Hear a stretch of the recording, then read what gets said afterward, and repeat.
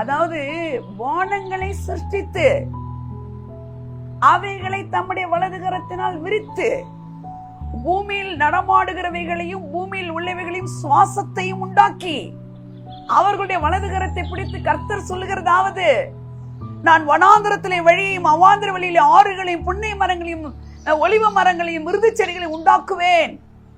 வனாந்தரத்தை தண்ணீர் தடாகமாய் மாற்றுவேன், அவாந்திர வெளியை நீர்க்கேணி ஆக்குவேன்றார் நம்ம ஆண்டவர். என்ன சொல்ல வரேன் இருக்கலாம்? இதெல்லாம் என்ன சொல்றேன் நானு? என்ன நான் பாயிண்ட் பண்றேன்? எங்க உங்க ஜீவன சுவாசம் அவர் கையில இருக்கு. அவர் உங்களை வாழ வைக்க விரும்புறாரு.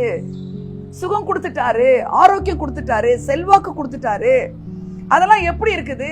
இந்த பைபிள் வடிவத்துல வார்த்தைகளாய் வந்திருக்குது. உங்களுக்கு அந்த வாக்குத்தத்தங்களா வந்திருக்கு. நீங்க டெஸ்ட் பண்றீங்களோ உங்களுக்கு டெஸ்ட் பண்ணலையோ, நீங்க அவர் சொல்ற வார்த்தைக்கு எஸ் டு எஸ். அவருடைய வலது கரத்தின் தீர்காயுசு எனக்கு இருக்கு, செல்வமும் கனமும் எனக்கு இருக்குன்னு வசனம் சொல்றதுக்கு நான் எஸ் சொன்னா அந்த எஸ் எஸ் தான். அதை நான் பிராக்டிஸ் பண்ணி ஆகணும். கிறிஸ்துக்குள்ள தானே நீங்க இருக்கீங்க. நீங்க ரட்சிக்கப்பட்ட உடனே நீங்க என்னவாயிட்டீங்க? In Christ you are born again. Amen. நீங்க எல்லாருமே கிறிஸ்துக்குள்ள மறுபடியும் பிறந்து புது சிருஷ்டியா இருக்கிறீங்க.